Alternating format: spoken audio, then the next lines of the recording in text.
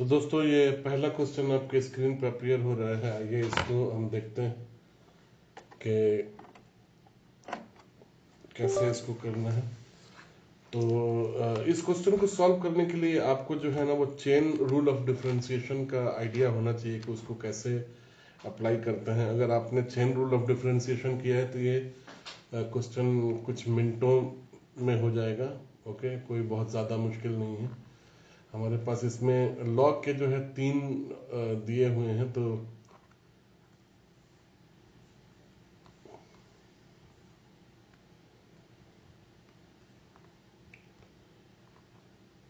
एक हमारे पास यहाँ से यहाँ तक होगा, एक ये होगा और एक ये होगा। ठीक है, तो जब हम इसको डिफरेंशिएट करेंगे तो first we will take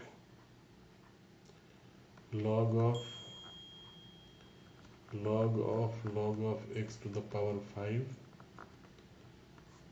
and then d log of x to the power 5। फिर यहाँ पे हम लेंगे log of x to the power 5 divided by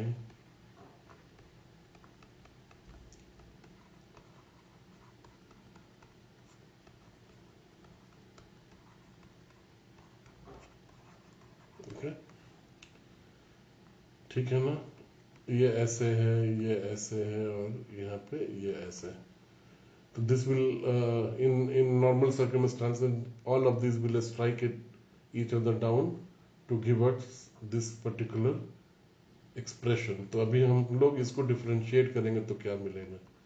यहाँ पे हमको 1/log of x to the power 5 मिल जाएगा। ठीक है, क्योंकि जब भी हम y is equal to log x को डिफरेंशिएट करेंगे x के रिस्पेक्ट में, dy ऑब्लिक dx जो है वो 1/x मिलेगा। और यहाँ पे अगर हम इस पूरे को x मान लें तो हमने इसको इफेक्टिवली x के रिस्पेक्ट में डिफरेंशिएट किया है। तो हमारे पास log 1/x मिल जाएगा और यहाँ पे क्योंकि ये वैल्यू हमने एज्यूम किया है तो ये वैल्यू मिलेगा। इधर क्या मिलेगा दोस्तों, इधर 1/ simple log x to the power 5 and what are we going to get here, we are going to get here 1/x to the power 5 और यहाँ पे 5x to the power 4। ठीक है,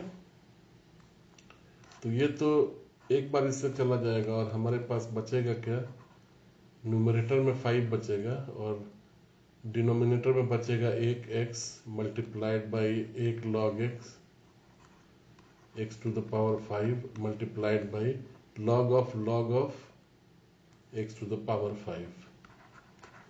log of x to the power 5 इधर हम लिखेंगे। तो ये हमारे पास क्या आता है दोस्तों, इसमें if we compare option A is the correct option given in this. तो पहला का जो है ऑप्शन जो है ए सही ऑप्शन होगा। तो आगे बढ़ते हैं अगले क्वेश्चन पे। तो दोस्तों दूसरे क्वेश्चन पे आते हैं। दूसरा क्वेश्चन कहता है कि हमारे पास 2:3 का एक मैट्रिक्स लेना है। ठीक है ना, 2:3 का, और उसमें एंट्री हमको सिर्फ 2 ही देना है, या तो 1 देना है या तो 2 देना है। तो मैक्सिमम कितने पॉसिबल मैट्रिक्स इसमें हो सकते हैं।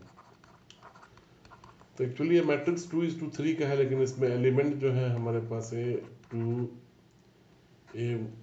A13 होगा और A21 A22 और A23 होगा। तो इसके अंदर 2:3 मैट्रिक्स के अंदर total elements will be 6 and we have been given two different items to plot। तो इन एक या दो में से कुछ भी एक नंबर लेके हम कितना मैट्रिक्स बनाएंगे। तो फ्रेंड्स ये हम बनाएंगे total number of matrix 2 to the power number of elements here is 6। ठीक है ना, तो ये 2 is तो ऐसा 6 बार हम मल्टीप्लाई जब करेंगे तो हमको ये नंबर मिलेगा। और ये है 8 is 8 is 64। तो हमारे पास टोटल जो है 64 पॉसिबिलिटीज है मैट्रिक्स बनाने का। तो इस केस में जो है ऑप्शन नंबर सी जो है वो सही ऑप्शन आंसर है। ठीक है दोस्तों, तो आइए अगले क्वेश्चन की तरफ बढ़ते हैं। तो स्टूडेंट्स, क्वेश्चन नंबर 3 काफ़ी कॉन्सेप्चुअल क्वेश्चन है और इस क्वेश्चन में एक फंक्शन क्यूबिक फंक्शन दिया है और हमको मैक्स मिनिमा का पता लगाना है इस केस में। तो सबसे पहले तो मैं आपको ये बता दूं कि कोई भी क्यूबिक फंक्शन जब हम प्लॉट करेंगे x + 3 + 1 will be passing something like this. Okay, ऐसा होता है। मैक्स और मिन के लिए हमारे पास फंक्शन का फर्स्ट डेरिवेटिव उसका 0 होना ज़रूरी है और इस केस में फंक्शन का फर्स्ट डेरिवेटिव जो है वो 3x² होगा, क्योंकि अगर f(x) = x³ + 1 है तो जब आप डिफ्रेंशिएट करेंगे तो 3x² + 0 = 3x² होगा। और हम यहाँ पे देखते हैं कि f(x) जो है except for x = 0, this value will never be 0 for any other value. And since the graph is not passing through the 0, 0 will not be minimum or maximum of the function. तो इस particular function का actually कोई भी maximum और minimum नहीं होगा, neither maximum nor minimum. Option D will be the correct option for this. Okay, तो let us move to the next question now. So दोस्तों, हम चौथे क्वेश्चन पे आते हैं। ये क्वेश्चन काफ़ी ट्रिकी लग रहा है देखने में। ट्रिकी इसलिए मैं बोलूँगा कि इसमें कई सारे फार्मूले का यूज़ करना है। आपको अगर वो फार्मूले सारे याद हों तो आप इसको क्विकली कर सकते हैं, अदरवाइज मुश्किल हो सकती है आपको। और ठीक है, और इसमें एक्चुअली जो हमें निकालना है वो ये कहता है कि dx/dy निकालना है और ये एक्सप्रेशन ऐसा दिया गया है। तो इस पूरे एक्सप्रेशन को ना हम y के रेस्पेक्ट में ही डिफ्रेंशिएट कर देते हैं। तो जब साइन को हम y के रेस्पेक्ट में डिफ्रेंशिएट करेंगे तो ये cos y मिल जाएगा हमें। और यहाँ पे हमारे पास दो मल्टीपल है, x का और cos a + y का, दोनों का। तो इसमें हम प्रोडक्ट रूल लगाएंगे। प्रोडक्ट रूल होता है delta u v = v du + u dv, ठीक है ना। तो cos a + y को हम पहले कांस्टेंट रखेंगे, तो cos a + y as it is रहेगा और x का डिफरेंशिएशन y के रेस्पेक्ट में dx/dy लिख देंगे।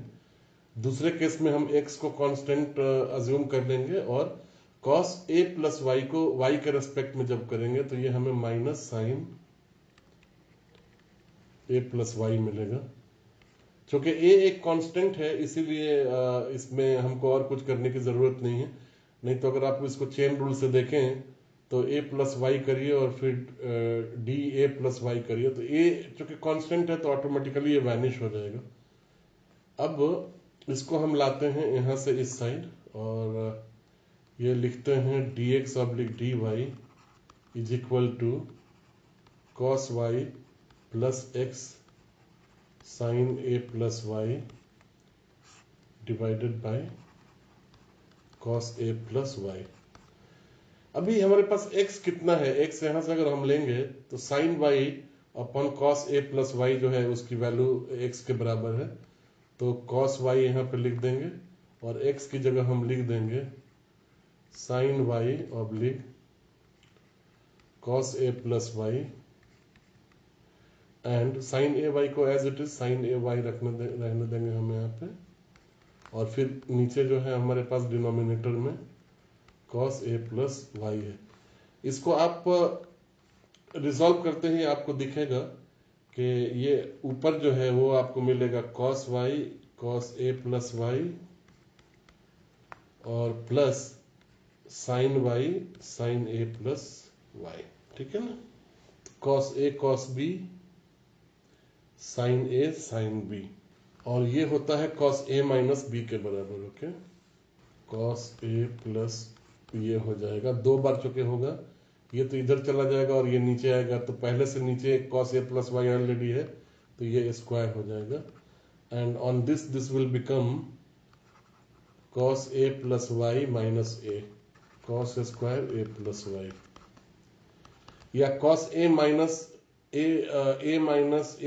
+ y भी करेंगे तो हमारे पास cos - y आएगा और ये cos नहीं sorry, a plus y minus y होगा। Okay, this is sine y and this is cos y. Okay, तो cos a plus y minus y will actually become cos a divided by cos square a plus y. The correct option for this will be option number। ठीक है दोस्तों, तो अगले question पे बढ़ते हैं हम। तो फ्रेंड्स, फिफ्थ क्वेश्चन आपके स्क्रीन पर दिख रहा है और इसको सॉल्व करते हैं।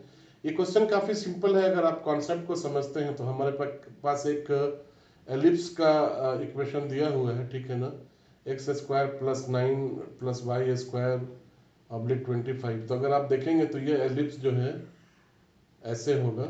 एक्स के डायरेक्शन में इसका एक वर्टिसेस जो है एक्सट्रीम, वो एक्चुअली एक तरफ 3 पे होगा और दूसरी तरफ -3 पे होगा, और वाई के डायरेक्शन में एक तरफ 5 पे होगा और नीचे के यहाँ पे -5 पे होगा, because this ellipse will be oriented in the y direction। अब ये कहता है the points on the curve where the tangent is parallel to x axis। x axis हमारे पास ये मैं मान लेता हूँ, सॉरी फॉर, ठीक है ना, तो ये x एक्सिस है और ये हमारे पास y एक्सिस है। ओके, और ये कहता है कि इस एक्सिस के पैरेलल होना चाहिए। तो इस एक्सिस के पैरेलल टेंजेंट कहाँ कहाँ हो सकता है? सिर्फ एक इस वर्टेक्स पे हो सकता है, और या तो इस वर्टेक्स पे हो सकता है, नीचे इसके दोनों इन वर्टिसेस पे हो सकता है।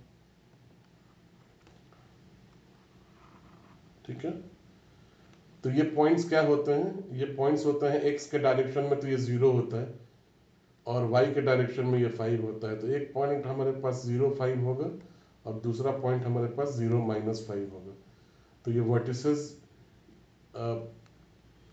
y इज इक्वल टू 0 जो है वो उसको एक्सिस कहते हैं। तो this will become tangent is parallel to x axis will be on 0 ± 5। Option B will be correct. ठीक है दोस्तों, तो अगले क्वेश्चन पे जाऊं उससे पहले मैं ये वीडियो कंक्लूड करता हूं। मैं अगले 5 क्वेश्चन के लिए, यानी कि क्वेश्चन नंबर 6 से लेकर क्वेश्चन नंबर 10 के लिए एक दूसरा वीडियो जो है मैं अपलोड कर रहा हूँ यूट्यूब के ऊपर। ठीक है ना, और आप चैनल को सब्सक्राइब करके बेल आइकॉन क्लिक कर दीजिए, ताकि जैसे ही वीडियो बना के मैं अपलोड करूँ आपको उसकी सूचना खुद ब खुद मिल जाए और आप वीडियो को मिस ना करें। ठीक है ना।